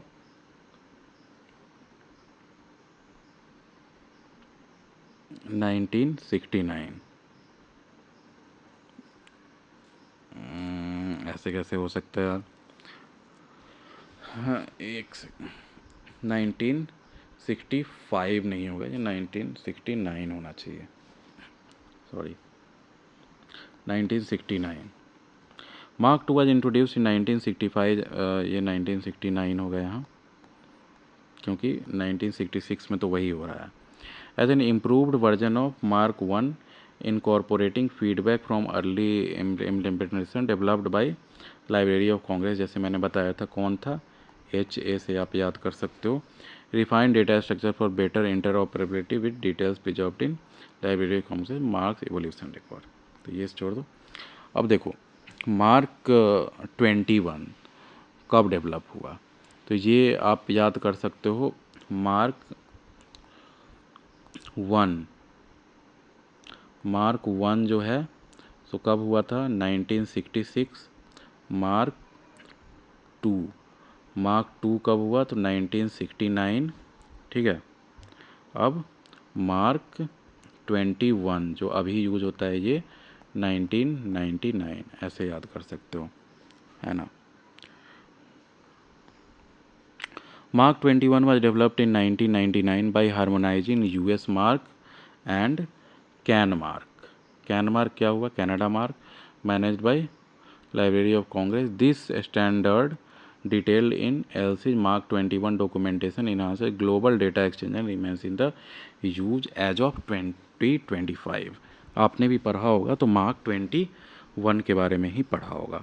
तो देखो ये सब क्यों और ज़्यादा जो है मार्क 21, मार्क 2, मार्क ऐसे कर क्यों इतना इम्पोर्टेंट होते जा रहा है और क्यों अपडेट किया जा रहा है। देखो तो बेसिकली हमारा क्या एम है कि जितने भी जो ग्लोबल आपके डेटाज हैं जो उसको हर जगह से जो है मतलब एक्सेस किया जा सके, है ना।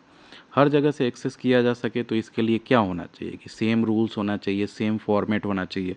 तो इसी चीज़ को जो है ना सिंप्लीफाई करने के लिए और जो इंटर ऑपरेबिलिटी जो है ना कि कहीं से भी कोई भी एक्सेस करके कहीं भी कोई अपडेट करे तो वो पूरे वर्ल्ड में एक जैसा हो, है ना। तभी तो कोई भी US का भी बंदा जो है सो इंडिया का देख सकता है, इंडिया का कोई कनाडा का, US का, जर्मनी का जितना है वो सब जो है देख सकता है, सर्च कर सकता है। तो इस कारण से जो है अब देखो the MARC 21 is constructed by combining these two. तो कौन हो गया, US मार्क ऑन और कैन मार्क, ये समझ गए मार्क 21। तो MARC 21 was created by merging the, तो US MARC United States machine readable cataloguing and can mark Canadian mark formats in 1999.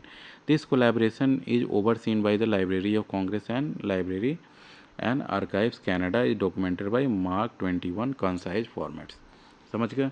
अब मार्क 21 इज मेंटेन्ड बाई, तो समझ गए लाइब्रेरी ऑफ कांग्रेस। कौन कौन किसको किसको ऐड किया गया था, जैसे US मार्क और कैनेडियन मार्क को। तो इसमें समझ रहे हो आपका 6-7 क्वेश्चन तो इसमें आपको समझ में आ गया होगा। क्या क्या, जैसे एक था 1966 में मार्क वन, 1969 में मार्क टू, 1999 में क्या हुआ मार्क 21। और जो है इसको तीनों को जो है कौन मैनेज करता है, तो लाइब्रेरी ऑफ कांग्रेस। वो कहाँ है, तो US में। फिर मार्क 21 जो था वो कौन कौन किया था, तो मतलब किसको किसको कंबाइन किया गया था, तो US मार्क और कैनेडियन मार्क को, ठीक है जी। अब which year was the first edition of the CCF। CCF क्या होता है आपको पता होगा, नहीं पता है तो जान लीजिए, इसको कहते हैं कॉमन कम्युनिकेशन फॉर्मेट। ये कॉमन कम्युनिकेशन फॉर्मेट है कि आप कम्युनिकेट कर रहे हो किसी भी वर्ल्ड में पूरा लाइब्रेरी के लिए, तो उसका कॉमन फॉर्मेट होना चाहिए जिससे जो है एक दूसरे के साथ जो इंटर ऑपरेबिलिटी जो होता है डेटा का वो पॉसिबल हो सके, इसीलिए CCF डिजाइन किया गया था। तो कब किया गया था, तो 1984 में, 1984 याद कर लिए। The first edition of the common, ये दिया हुआ common communication format was published in 1984 by UNESCO. ये बहुत इम्पोर्टेंट है, कौन इंट्रोड्यूस किया था, तो ये यूनेस्को, है ना। यूनेस्को का फुल फॉर्म आपको नहीं पता हो तो United Nations education, scientific, cultural organisation. ठीक है जी, ये जो है लाइब्रेरी के लिए जो है ना तो बहुत काम किया है, बहुत literally. Design for bibliographic data exchange, समझ गए, डेटा एक्सचेंज के लिए। This format development is detail in the UNESCO CCF documentation marking DBERT as the global standard. In which year the second edition of CCS was published? तो first edition कब हुआ? 1984 में UNESCO द्वारा, और second हुआ 1988 में। ठीक है जी, ये भी किसके द्वारा हुआ? ऑब्वियसली यूनेस्को द्वारा ही होगा। The second edition of the common communication format was published in 1988 by UNESCO, incorporating enhancement based on user feedback. This update is recorded in UNESCO's CCF revision history, reflecting its adaptation to evolving needs. अब देखो, ये बहुत important है। विच standard is the special implementation of the CCF record structure? ये very very important कह सकते हो आप। ISO 2709, ये बहुत जगह पूछा गया है, आप बस ये रट लो। ISO 2709 जो है सो implementation of the CCF record जो है उसका किया गया था। ISO क्या है? तो स्टैंडर्डाइजेशन का जो है, इंटरनेशनल स्टैंडर्डाइजेशन ऑर्गेनाइजेशन जो है, तो वो ISO 2709 जो हुआ आपका, ये CCF जो हो गया, CCF क्या हुआ? सो हाँ, तो वही है, तो समझ गए। ISO 2709 जो है सो फॉर्मेट जो है, तो ISO 2709 published by the international organisation for standardization, ISO हो गया, is the special implementation of the CCF record structure defining the format for machine readable bibliographic data. तो this standard first issued in 1973 underpin CCF design as noted in ISO documentation. अब दो, तो ये समझ गए ISO 2709। How many elements are there in the main entry according to AACR2? AACR2 क्या है? The Anglo American cataloguing rules. तो 8 याद कर लो, अगर ये आपको जानना है तो देख लो AACR2 का मेन एंट्री में कितना होता है एलिमेंट्स, तो 8 है। तो according to AACR2 the main entry is associated with a full bibliographic description that includes 8 elements reflecting the ISBD। तो ISBD का फुल फॉर्म भी याद कर लो, international standard bibliographic description, international standard bibliographic description. तो structure integrated into the 1978 and 2002 edition. These elements are title and a statement of responsibility, edition statement, publication, distribution, etc. Area, physical distribution and description area, series area, notes area, standard number and terms of availability area और the heading, author, title। तो ये सब हो गया, समझ गए। While the traditional focus of the main entry is on the heading plus the first 5 descriptive areas। देखो, तो ये बहुत जगह 6 भी होगा, 8 भी होगा, तो आप 8 में टिक लगाना।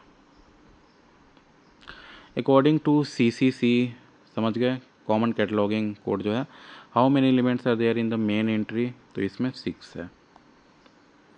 इन the first edition of the classified catalogue code CCC 1967 का जो है, the main entry comprises 6 element, class number, book number, author, title, edition and notes. समझ गया। 4 जो हुआ, पूछ भी सकता है, अगर याद कर सकते हो तो कर लो, class number, book number, author, title, edition and notes. This reflects Ranganathan classified approach emphasizing subject area written in the 1967 publication. समझ गए। CCC जो है, देखो AACR2 में 8 हुआ और CCC में 6 हुआ, याद कर लोगे।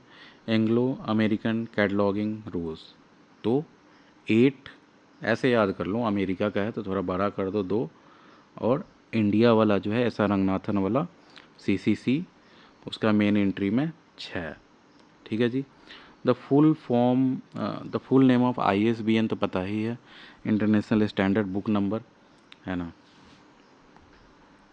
ISBN stands for the International Standard Book Number, a unique identifier for monographic publications established by ISO 2108 in 1970 and implemented in 1974. Managed by the International ISBN Agency, it ensures global book identification as documented in its official guidelines. अब देखो ISSN providing organisation in India. देखो ISSN क्या होता है? ISSN होता है international standard serial number, international standard serial number ISSN। तो ये जो है इंडिया में कौन प्रोवाइड करता है? तो ये NSDL जो है वो प्रोवाइड करता है, नेशनल साइंस लाइब्रेरी, या निस्केयर कह लो या NISPR कह लो। तो in India the international standard serial number ISSN is assigned by the National Science Library NSDL, part of the National Institute of Science Communication and Information Resources, NISCARE जो है under CSIR. This organization has been the National ISSN Center since 1980 as per CSIR record. तो देखो इसमें से कुछ भी लिखा होना, national science library NSDL option में हो सकता है, निस्केयर हो सकता है, NISPR हो सकता है। तो तीनों में से कोई हो उस पर आपको टिक लगाना है। तो अब देखो तो ये देखो, जैसे फुल फॉर्म भी याद कर लो कि NSDL का क्या फुल फॉर्म हुआ, नेशनल साइंस लाइब्रेरी, और डी से मन हो तो डिजिटल भी लगा सकते हो, नेशनल साइंस लाइब्रेरी। निस्केयर का फुल फॉर्म क्या हो गया? तो नेशनल, ये देखो NISCAIR, national institute of science communication and information resource, ठीक है, NISP, हाँ ठीक है जी, ये 1980 से है। अब हेडक्वार्टर कहाँ है NSDL जो है? तो इसका न्यू दिल्ली में होगा। देखो new Delhi. The headquarters of the National Science Library NSDL under NISCARE is located in New Delhi, India. The central location facilitates its role in coordinating scientific documents as established by the Council of Scientific and Industrial Research CSIR. CSIR जो है ना, ये मान लो कि science का जो है ना, इंडिया में बहुत सारे लेबोरेटरीज चलाते हैं। ये CSIR जो पेट्रोलियम का भी है, CSIR माइनिंग का भी है, फिर बहुत सारे हैं, जैसे हिमाचल प्रदेश में भी है CSIR, देहरादून में भी है, तो इस टाइप से। तो when the first edition of the library of Congress subject heading LCSH was publish, तो 1898 में। तो when was the first edition of the library of Congress subject headings publish, तो 1898 में पब्लिश हुआ था। तो first edition of the library of Congress subject headings was published in 1898 by the Library of Congress to organize its collection। समझ गए? Library of Congress जो है, सो उसके जितने ज़्यादा कलेक्शंस थे, बहुत ज़्यादा बुक्स है, लाइब्रेरी ऑफ कांग्रेस कहा जाता है बिगेस्ट है। तो उसके जो सारे कलेक्शन के जो सब्जेक्ट हेडिंग्स जो पब्लिश किया गया, तो वो 1898 में पब्लिश किया गया। This initial list expanded over time is a corner stone of subject access as documented in Library of Congress historical cataloguing records. अब देखो, which is the latest edition of the library of Congress subject headings list. ये LCSH जो है ना, ये भी बहुत important है, ये बहुत बार इसका फुल फॉर्म पूछा जाता है, library of Congress subject headings, याद कर लो। तो ये अभी जो है लेटेस्ट वो 44th एडिशन चल रहा है। तो the latest edition of the library of Congress subject headings is the 44th edition, available in PDF format since 2002, updated annually. As of 2025, this edition maintained by the Library of Congress reflects the most current subject terms per LC's online cataloging resources। समझ गए? 44th addition, और ऐसे कब हुआ था? 1898 में ना, देखो 1898 में, ठीक है जी। अब when was the 44th edition of the library of Congress subject heading list published in PDF format? तो 2002 में 44th एडिशन, याद कर लो, पीडीएफ फॉर्मेट में 2002 से इंट्रोड्यूस हो गया।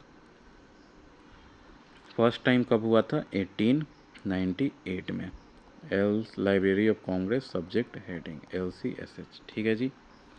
The 44th edition of the library of Congress subject headings LCSH was made available in PDF format starting 2002, enhancing digital access. This transition documented by the Library of Congress coincided with the annual update cycle with the 44th edition reflecting terms up to that year, ठीक है जी। अब देखो,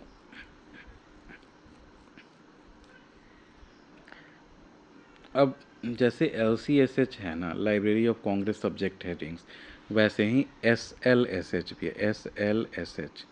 तो वो जैसे है, library of Congress वाला कब पब्लिश हुआ था? LCSH ये 1898 में पब्लिश हुआ था ना, देखो 1898, हाँ।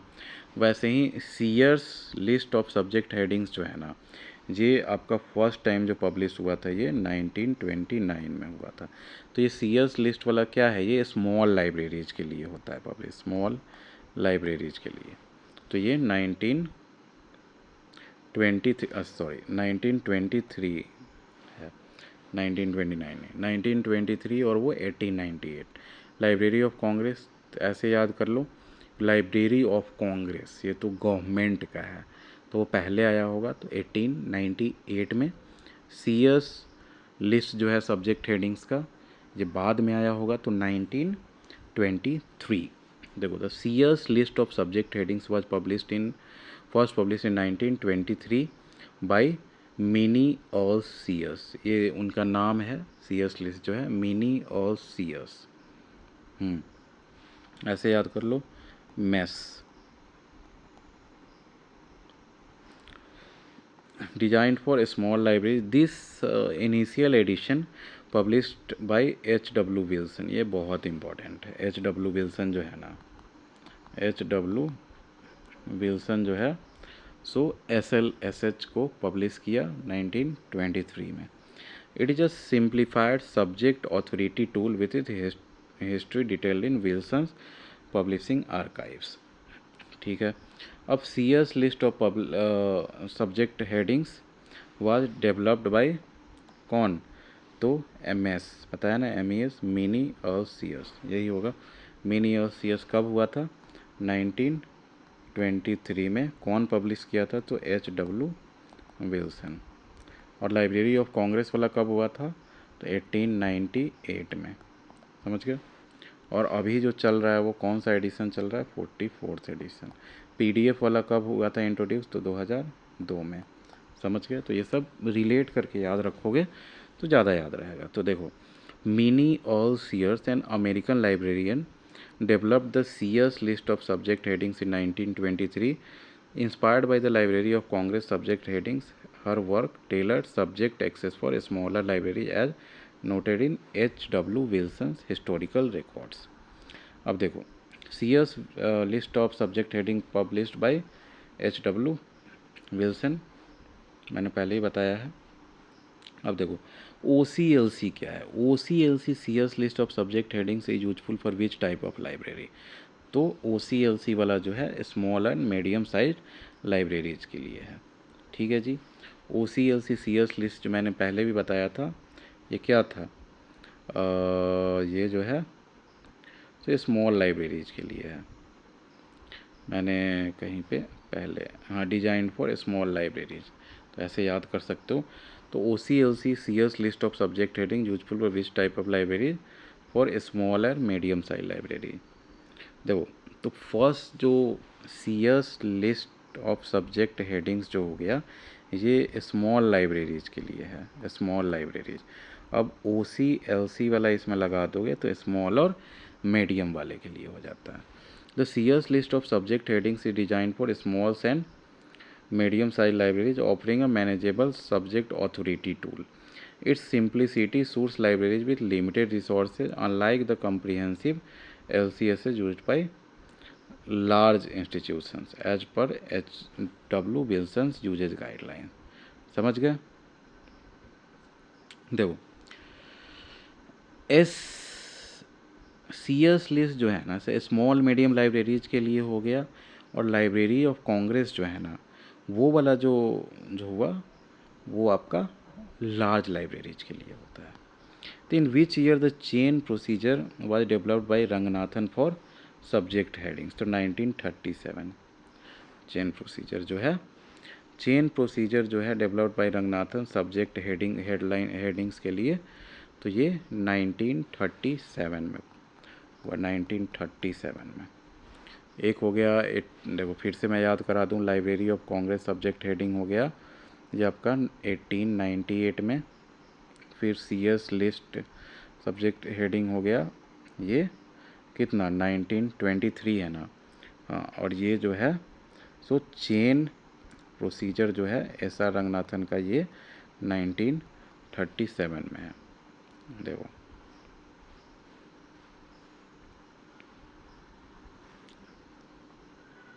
1923 का है ये सब्जेक्ट हेडिंग 1923, समझ गए।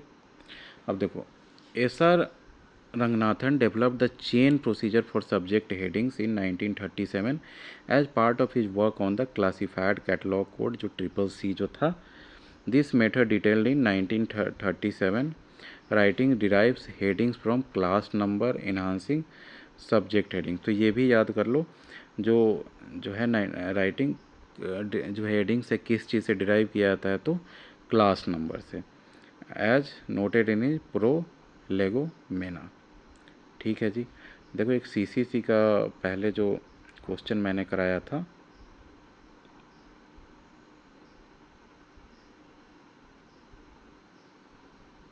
कि ये तो याद कर लिया था, जैसे आपने 6 होता है और उसमें AACR2 में 8 होता है। अब देख लो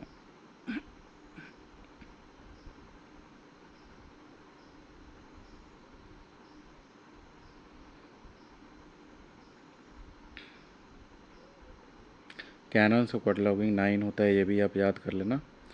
हाँ, जैसे 5th एडिशन ऑफ CCC 1967 में पब्लिश हुआ था फर्स्ट। हाँ, तो 1934 में जो है first edition of classified catalogue code 1934 में पब्लिश हुआ था, समझ गए।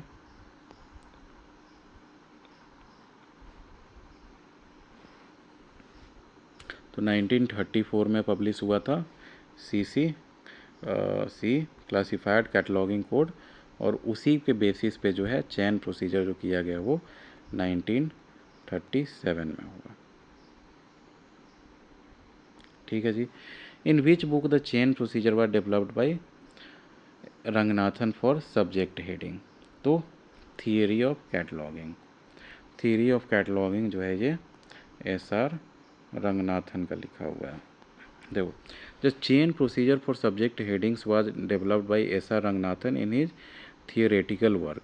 Here identifies a theory of cataloging based on your that is traditionally the chain procedure is recognized as originating in colon classification, first published in 1933 and refined in 1937। तो colon classification भी जो है तो किसका दिया हुआ है, तो SR रंगनाथन का 1933 और 1937 में। Where it is formalize for subject indexing from class number.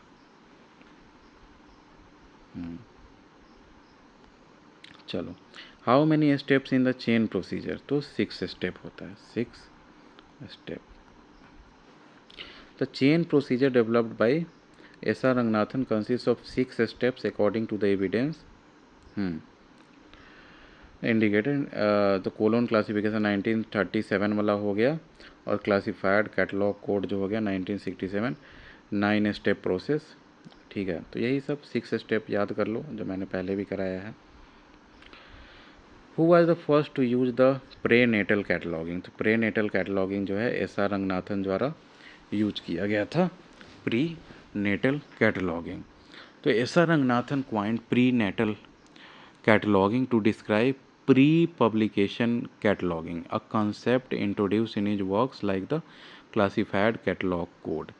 This innovation aimed at efficiency is documented in his 1930s writing, distinguished in as the originator. तो प्री नेटल कैटलॉगिंग जो है सो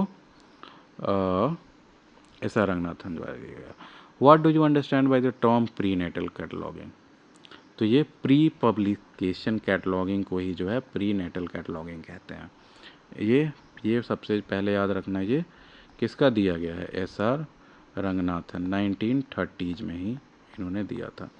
तो ये देख लो, तो prenatal cataloguing a term use by Ranganathan refers to cataloguing material before publication, allowing libraries to prepare records in advance. This process, detailed in his classified catalog code, enhances workflow efficiency, differing from general और post publication cataloguing. तो वही है, publication से पहले जो अगर cataloguing किया जाता है तो प्री नेटल कैटलॉगिंग कहते हैं। तो prenatal cataloguing is related to which of the following? The canon of relevance है। कैनन्स ऑफ क्लासिफिकेशन जैसे मैंने पहले बताया था उसी पे बेस्ड है।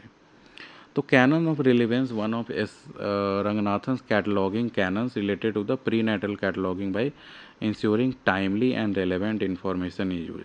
This principle outlined in the CCC जो है classified catalogue code supports pre publication accuracy as noted in the library science philosophy. समझ गए? Thesaurus of English words and phrases, thesaurus of library word and phrases.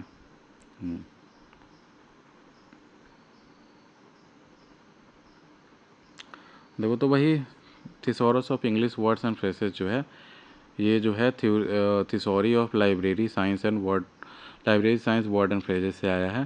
The correct title is thesaurus of English words and phrases, authored by the Peter Mark Roget and published in 1852। छोड़ो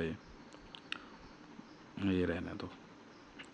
Helen Brownson first brought the idea of thesaurus in terms if Iyer through a paper presented at the conference on which classification research in 1957, the Dworkin Conference on Classification।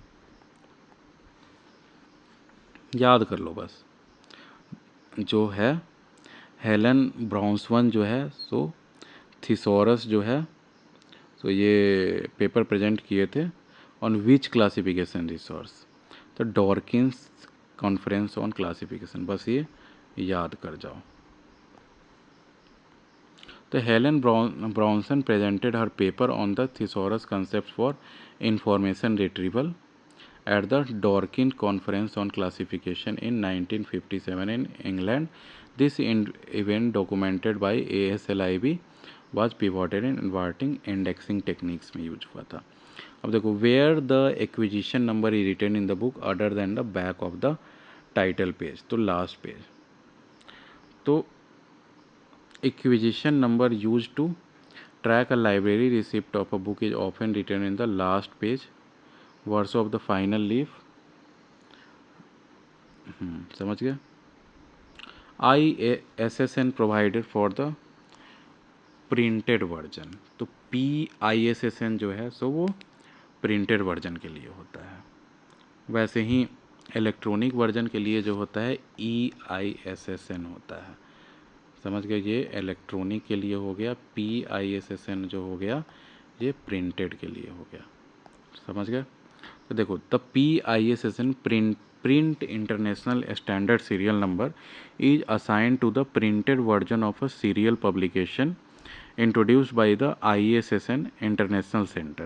It distinguishes print from electronic version ESSIN, ensuring clear identification as per ISO 3297। देखो, बहुत सारा questions आया है जो ISO, जैसे मैंने बताया था ISO 2709 हो गया, ISO 3297, ये सबको मैच द फॉलोइंग। तो अगर आपके में कैपेसिटी है कि आप याद कर सकते हो कि जैसे PISSN जो है सो वो कैटलॉगिंग कोड जो है ISO 3297 से रिलेटेड है तो आप याद कर सकते हो, अदरवाइज जस्ट फॉरगेट इट। अब देखो ISSN provided for the electronic version, तो ये ESSN में आता है ये कितना 3297, ISO 3297 वाले का ये सब में आता है डिजिटल रिसोर्स मैनेजमेंट के अंदर। अब देखो catalogue for indexing data which is usually prepared before publication by the countries national library is called cataloguing in publication.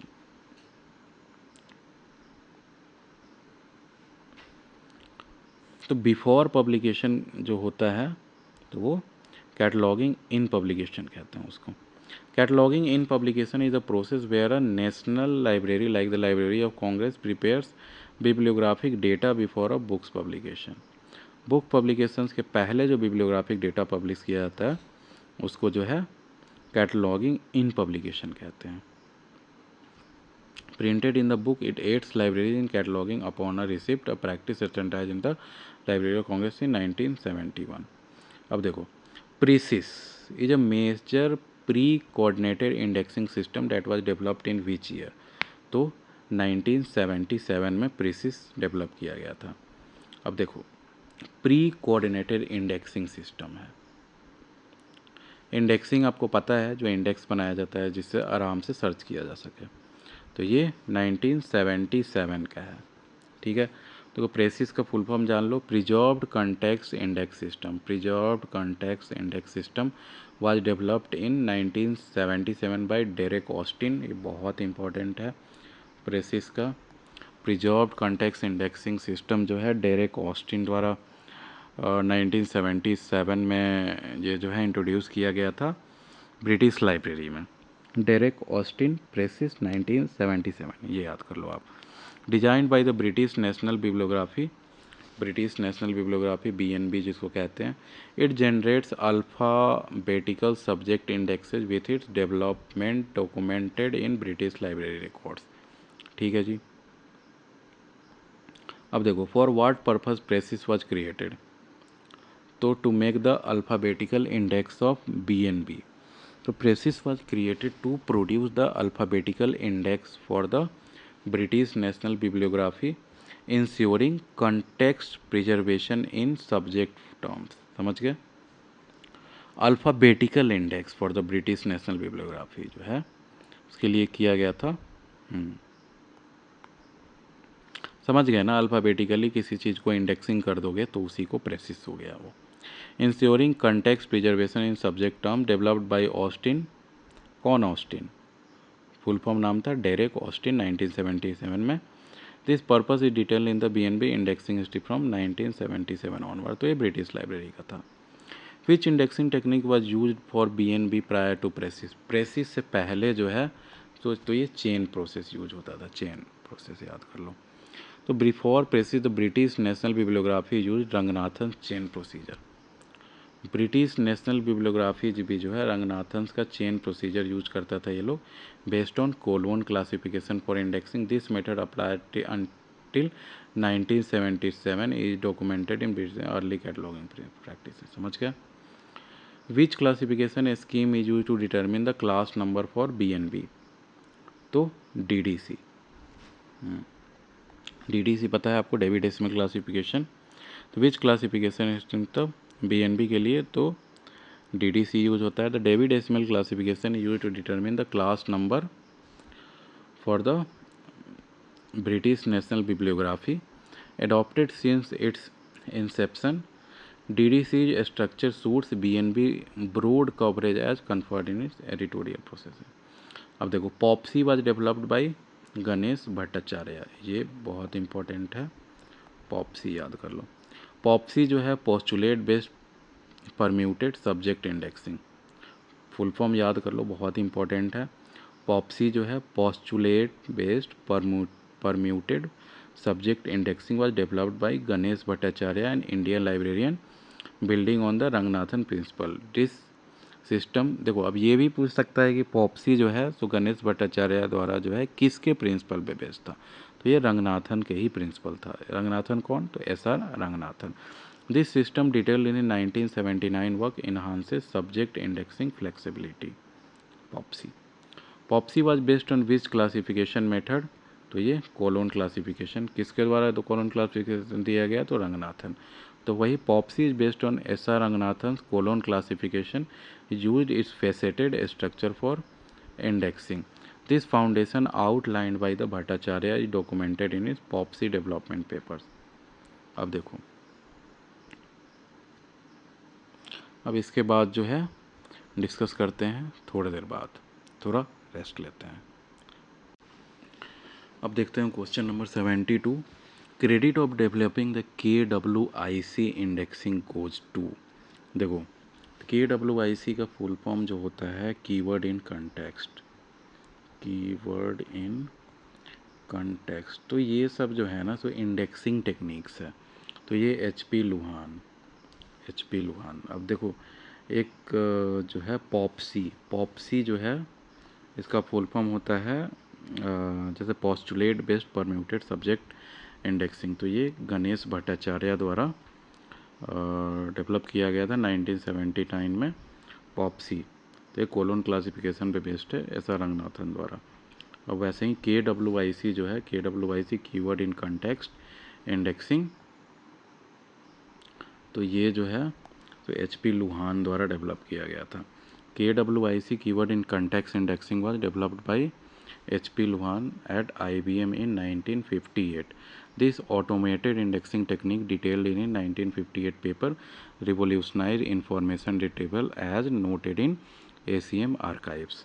In which year the KWIC was developed by HP Luhan? तो ये हो गया 1958 में। तो HP लुहान जो है सो IBM से related है। IBM क्या है? एक अमेरिकन कंपनी है, इंटरनेशनल बिजनेस मशीन, पता ही होगा आप लोग को, नहीं पता हो तो जान लीजिए। Who is responsible for the development of citation indexing?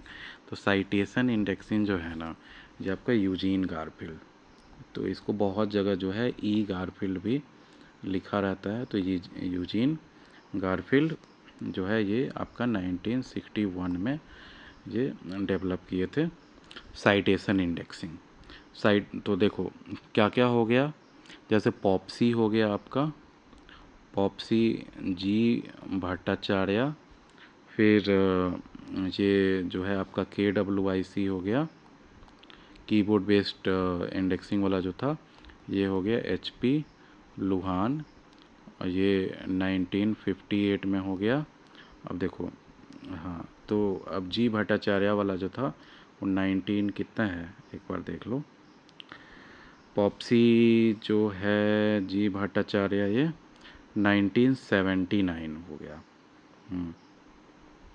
Popsy हो गया 1979 जी भट्टाचार्य, KWIC हो गया HP लुहान, और KWIC जो है तो ये IBM वाले से रिलेटेड है। और अब हो गया साइटेशन इंडेक्सिंग यूजीन गारफील्ड, ये जो था आपका 1961, citation indexing Eugene Garfield 1961। Eugene Garfield developed citation indexing founding the science citation index in 1961 through the institute of scientific information, ये याद कर लो। जैसे KWIC जो HP लुहान डेवलप किए थे वो IBM से थे, और यूजीन गारफील्ड जो हो गया साइटेशन इंडेक्सिंग, तो ये जो है scientific institute for scientific information 1961। His work detailed in the 1955 proposal transformed research evaluation. Who is responsible for the development of uniterm indexing? Uniterm indexing जो है मॉर्टिमर ट्यूब, ऐसे याद कर लो, यूनिटर्म, इसमें टर्म आता है तो ये टर्म से ट्यूब बना लो, तो Mortimer tube.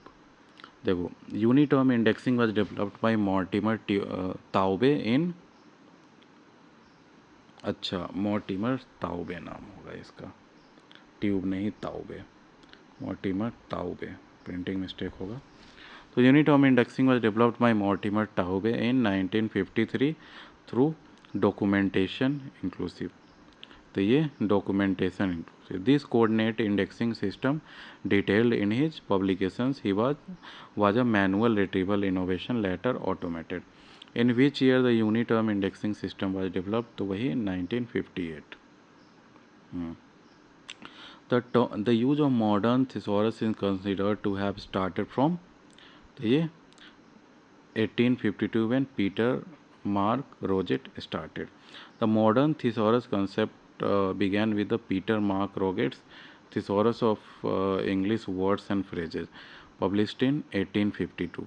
This work established synonymy as a library tool as documented in linguistic history. अब देखो canons of consistency. The canons of constituency are part of Ranganathan's framework ensure the uniform heading choices. The phrase aligns with the principle, यही है, triple C से related है. According to triple C क्या है? Class common cataloguing code.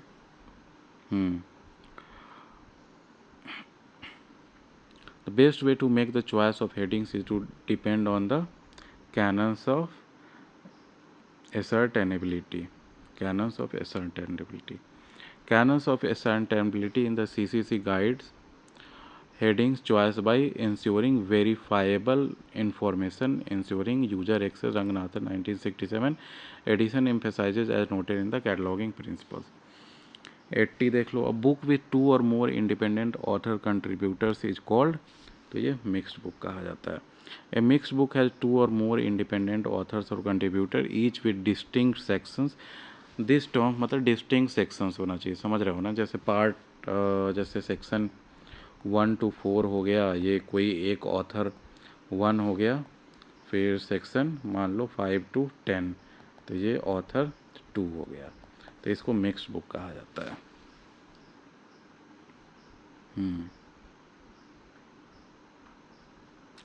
इन CCC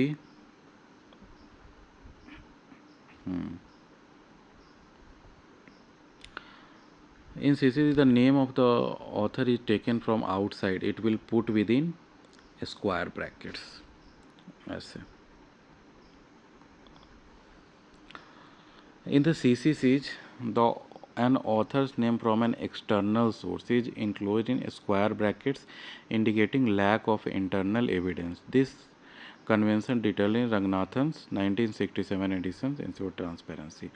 अब देखो cataloguing in publication programme was introduce in India by INSDOC. INSDOC पता होगा आपको. देखो इंस्टॉक का होता है Indian National Scientific Documentation Centre. Indian National Scientific Documentation Centre. तो cataloguing in publication programme was introduce in India by ये INSDOC. Explanation देखते हैं. The cataloguing in publication CIP programme in India was introduced by the Indian National Scientific Documentation Centre INSDOC now NISCARE in collaboration with the National Library. This initiative started in 1980 is documented by the CSIR. अब देखो 83 हो गया. According to AACR2, समझ गए क्या कहते हैं AACR? Anglo American cataloguing rules.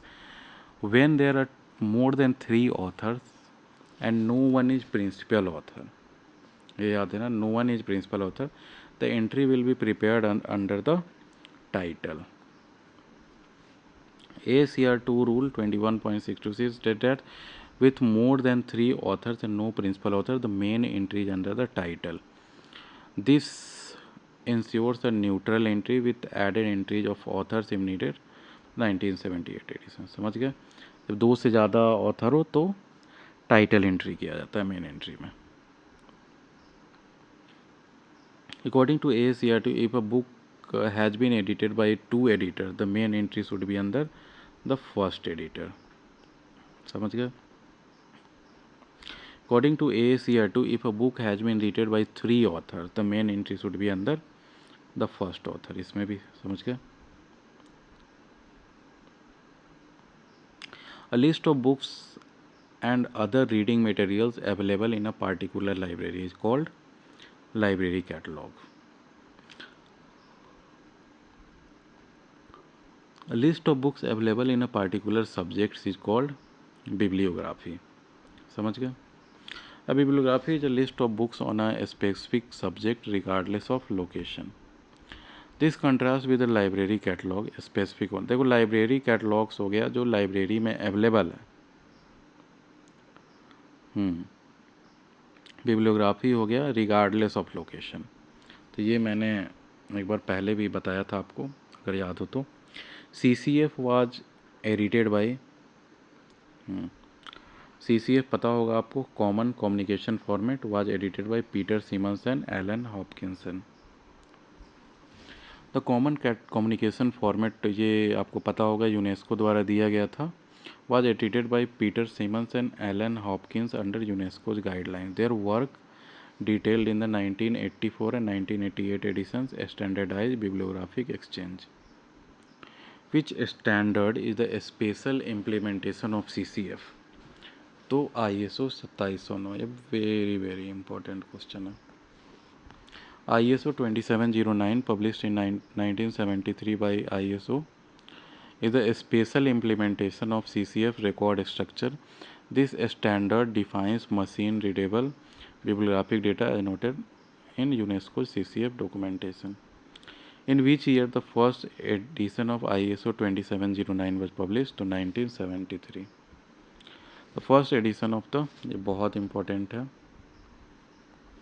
बहुत क्वेश्चन आया ISO 2709 पे।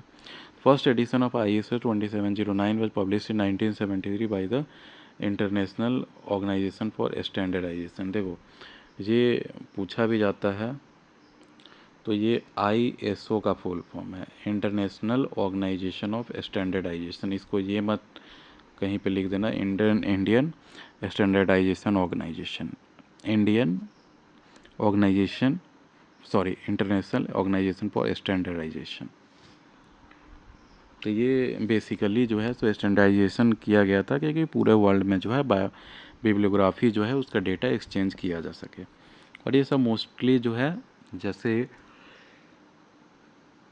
ग्लोबलाइजेशन वगैरह ज़्यादा बढ़ा और कंप्यूटर जब आया तो एक कॉमन कोड की ज़रूरत पड़ी, तो ये सब इसलिए किया गया था। In which year the second edition of the ISO 2709 was published? तो 1981 में। समझ गए? फर्स्ट कब हुआ था? तो 1973, सेकेंड तो 1981।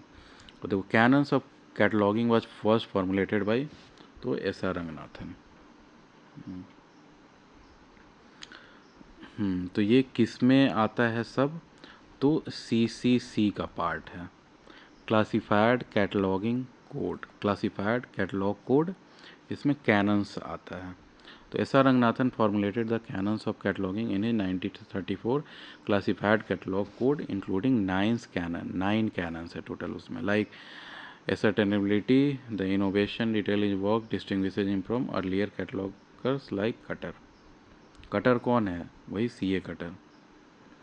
According to CCC edition 5, ministry of education government of Bihar will be rendered Bihar education ministry of.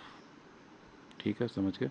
In the fifth edition of CCC 1967 corporate names like the Ministry of Education, Government of Bihar are rendered as Bihar Education Ministry of, using Ranganathan notation for hierarchical entries ensuring clarity।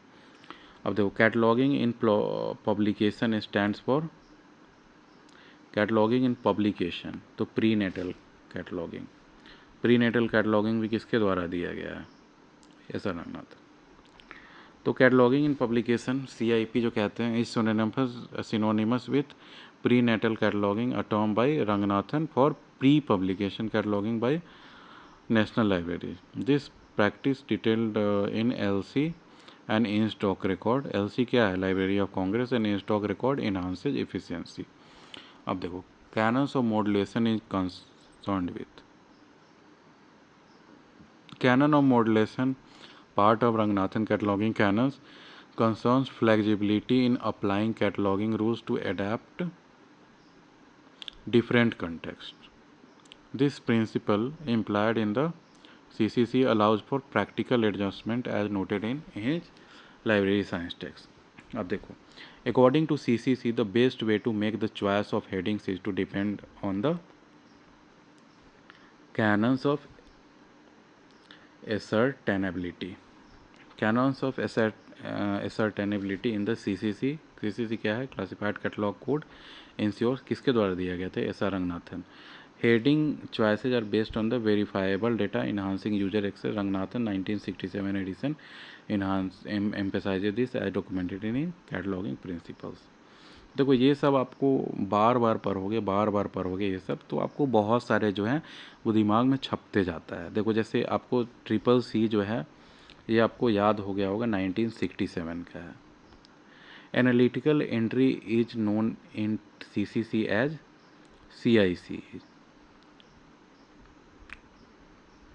CIE analytical entry. In the classified catalog code, an analytical entry is termed as cross reference index entry. Analytical entry जो है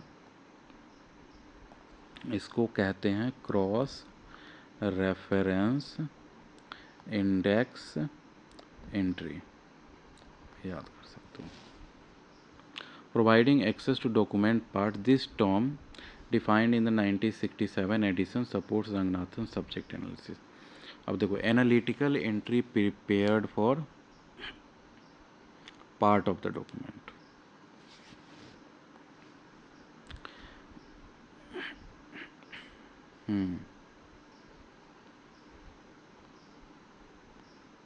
An analytical entry in the CCC is prepared for a part of a document, example chapter, enabling detailed access. This passage outlined in the Ranganathan वही जो है. SR Ranganathan undertook a comparative study of 5 cataloging codes in the work of 5 law of library science. Ranganathan's comparative study of 5 cataloging codes, example cutter, Panigi, etc. is documented in his 5 law of library science. कब publish हुआ? तो 1931 में. तो ये कौन publish किया था आपको याद होगा? ये मद्रास लाइब्रेरी एसोसिएशन. अब देखो क्वेश्चन 100 है. Concept of principal author recognised by AACR 2. Principal author. The concept of the principal author is recognised in AACR 2 1978 में हुआ था. पर the main entry is based on the primary author. This rule detailed in rule 21 ensures consistent entry points as per JSC documentation. समझ गया? AACR 2 का 1978 में. तो ये अब जो है हम आगे के क्वेश्चन जो हैं सो अगले लेक्चर में देखेंगे. तो हमारे चैनल को ज़रूर सब्सक्राइब करें. Thank you. Have a nice day.